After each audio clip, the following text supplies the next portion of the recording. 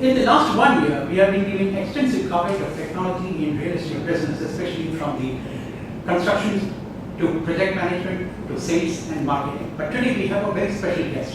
He is Avinash Godkhindi from Zaggle. Zaggle is a company which is based in Hyderabad, and it's very soon going to be a rupee 1 billion turnover. And we have the managing director Avinash Godkhindi with us. Thank you so much, Mr. Godkhindi, for being with us. To begin with, let me ask you, what are the essentials that people need to take care of in real estate business when it comes to technology? Then we'll get into the specifics. Overall, how do you feel about it? See, I think technology is disrupting businesses across board, right? Not just real estate, but across board. So I think the key to ensure is that you embrace it. Embracing of technology is at the core of being able to figure out the use cases. So if you're looking at merchants, if you're looking at stores, stores in India are now understanding the importance of being able to connect to their consumers digitally, whether it's through mobile, whether it's through emails, whether it's through text messages, and that revolution has started today in India, I would say in the last few years, accelerated by the entry of e-commerce. A lot of the physical stores have had actually a value proposition which was very, very strong, but a lot of the e-commerce companies have been winning the battles because of their strength with technology and data. So my thoughts here are is to first embrace the technology and then see for your businesses how does that make sense. So a lot of these malls, for example, right, have the opportunity to be able to install a variety of beacon solutions, which can then help them identify their customers who are walking in and then create bespoke solutions for these customers. So there are a lot of these kind of opportunities which technology provides, which will come in India in the coming years, which is actually started already. Can you tell us more about what is this beacon solutions? Yes, of course. So beacons are basically small devices which allow you to be able to track your users. The reason why beacons are very interesting, Parmeshwaran, is today a lot of the solutions are mobile-led, but we still see in urban centers that mobile signals do not necessarily hold very well inside of a closed environment like a mall or an office space. Okay?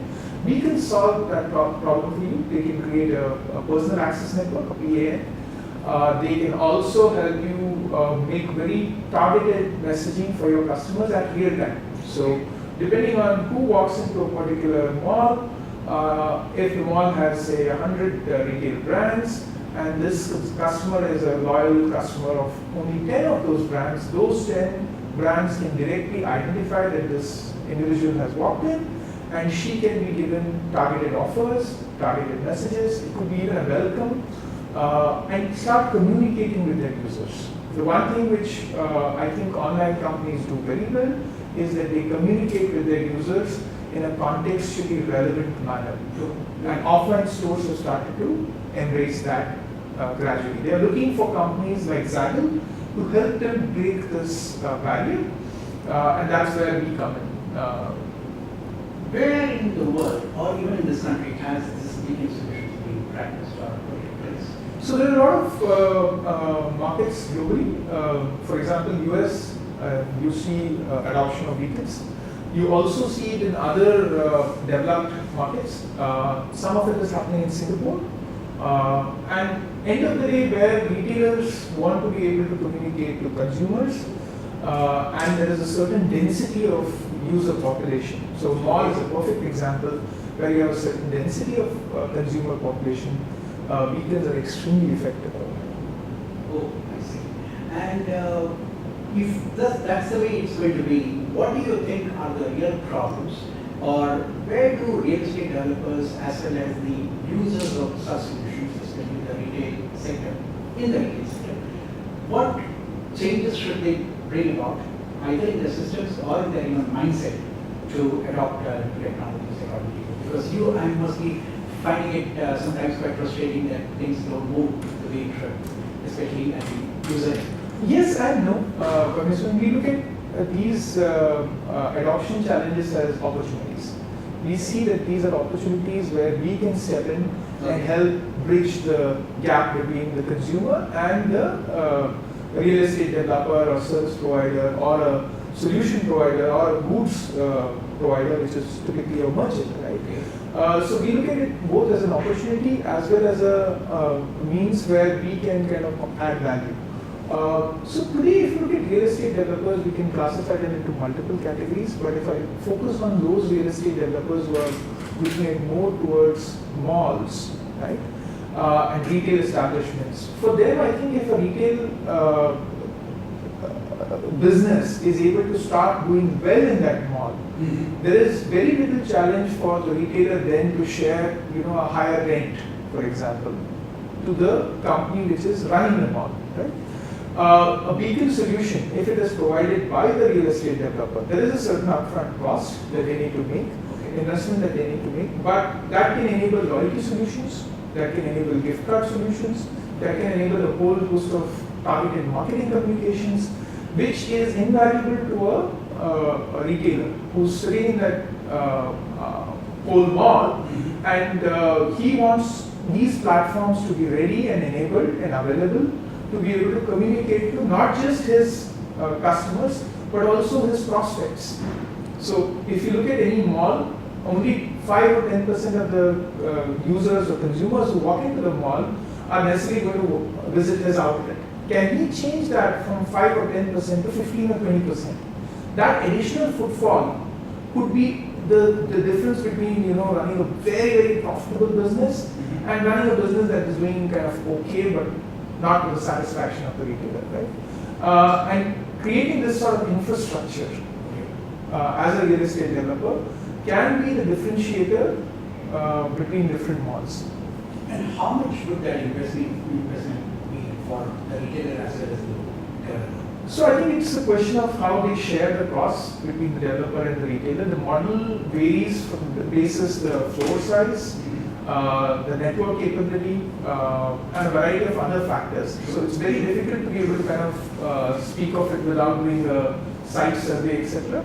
But there are, these kind of companies who do this, who partner with us, and we enable this whole solution, including the creation of a set of loyalty programs for these retailers. Okay. There are also use cases where there could be a mall loyalty program. There could be a mall gift card which allows, the mall to attract footfalls and spends. And it is not, you would be surprised, it is not as expensive as most people would think. The costs have come down dramatically, especially if you're looking at scale. If you're looking at maybe multiple malls across different cities, the costs can be very reasonable. Okay. Avinash, now the most important thing that I would like to ask you here is the e-retailers have actually stolen the show, like around. And there are even reports that many of the retail malls have closed down simply because of the advent of e-retailers. Now, in that sense, what do you think are the best way to go ahead for retail malls so that they can combine both the technology as well as their brick and mortar system? Absolutely. So I think, the key here is to fight the data battle with data. The one differentiator which e-commerce companies or retailers have is that they have access to their users' data.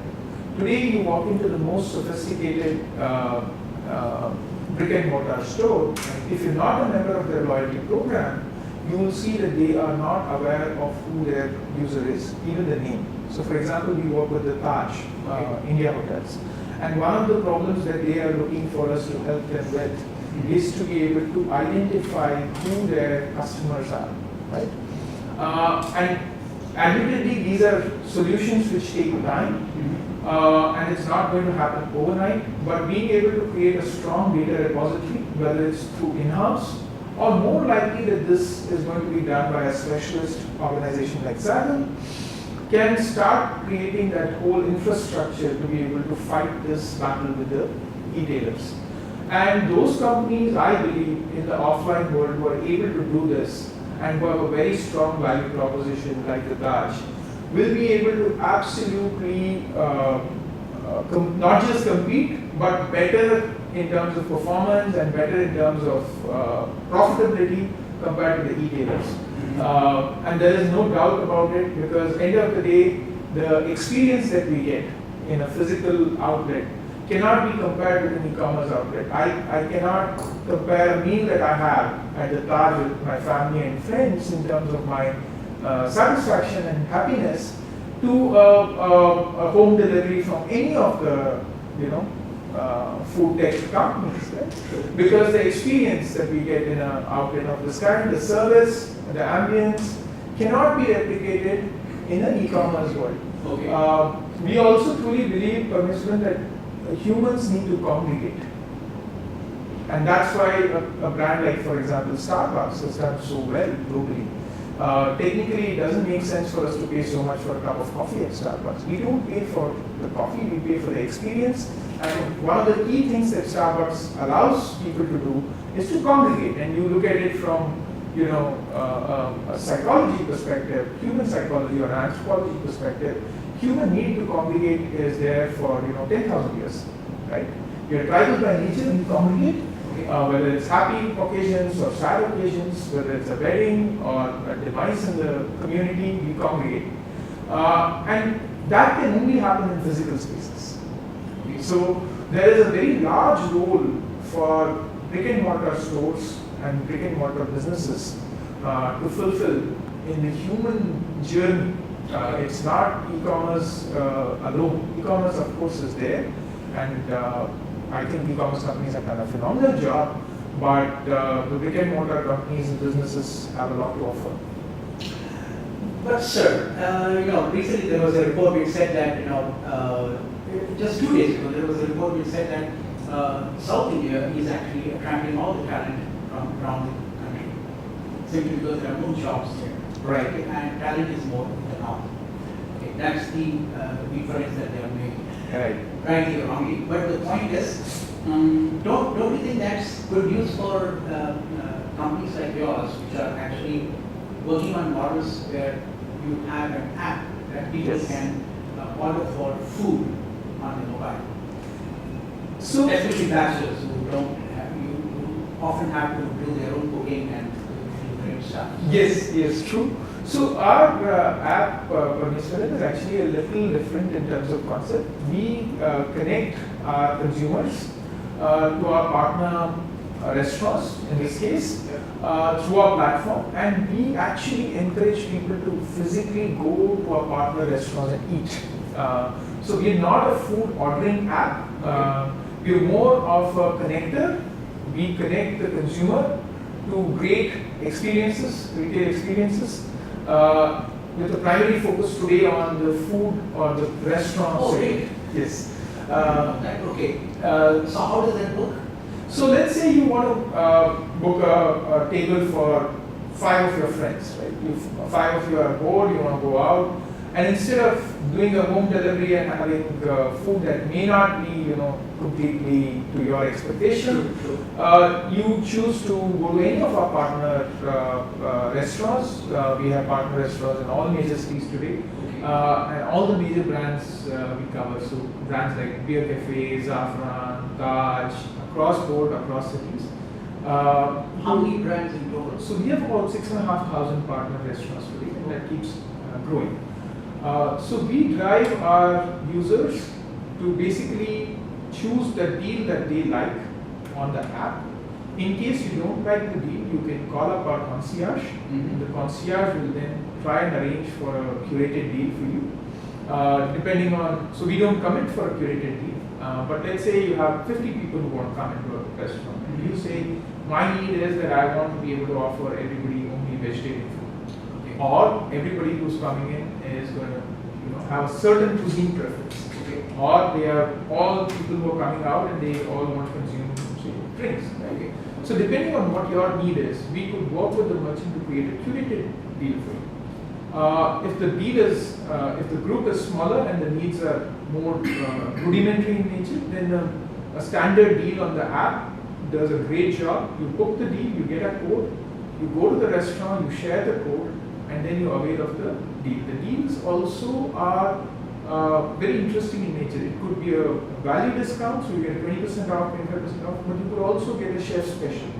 You could be given a 1+1 on a drink. You could be given a starter free. You could be given a dessert free. So the deal has a lot of these elements which include surprises.